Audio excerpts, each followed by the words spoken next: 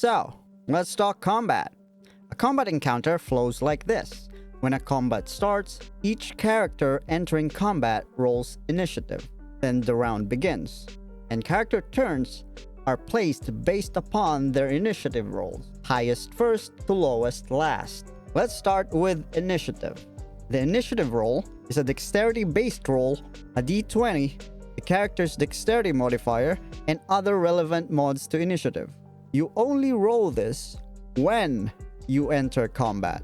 So if they are far away or stealthing, you can take advantage of this by making them do a surprise attack, amongst other things, before entering combat. Speaking of surprises, there is something called a surprise round. This happens when you ambush an enemy. Anyone that is surprised cannot take their turn during the surprise round. Now, what can characters do during their turn? Well, you have movement, your action, and your bonus action. Movement is a resource that represents the max distance that you can travel. The baseline of movement is 9 meters. Difficult terrain halves your movement if you are in it, like a swamp or a greased surface, while dash, which is an action, adds 100% of your base movement. Speaking of actions, let's talk about what actions you can do. You have the aforementioned dash. You also have throw, where you can throw a single item from your inventory, be it your weapon or a fantasy Pokeball. Improvise melee weapon, where you can take any item in your inventory that is not a weapon and attack with it. On the topic of attacking, you have your main hand attacks and your special weapon-based attacks. I'm gonna circle back to this later in the video and explain how hits and damage are determined. But for now, let's stick to the topic at hand, which are actions.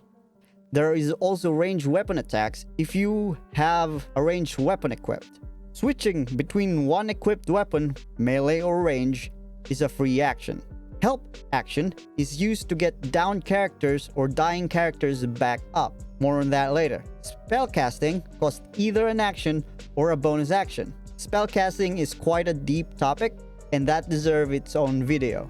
Disengage is also an action, which lets you avoid attacks of opportunity. More on that later. You also have your class-specific powers, which can be an action or a bonus action. So those are most of the baseline actions. Let's get to that bonus actions. Bonus action represents actions that are smaller. For example, jump, as the name implies, lets you jump a set distance, costing movement and your bonus action. Jump is also governed by strength.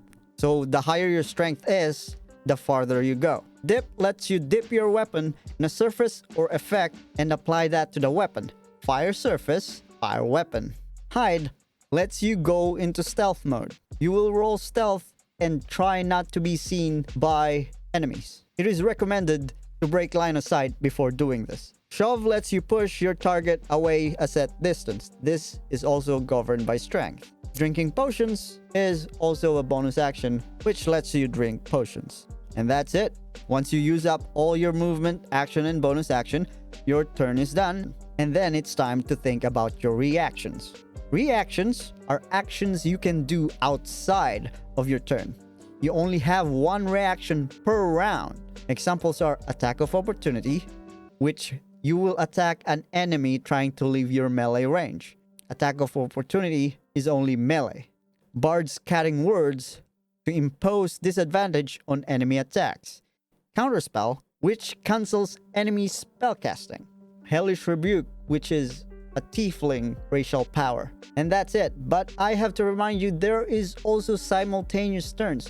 If your character are in the same initiative, you can alternate between them before ending each of their turn. This also applies to enemies. They can move at the same time. And that's it. That's the combat flow.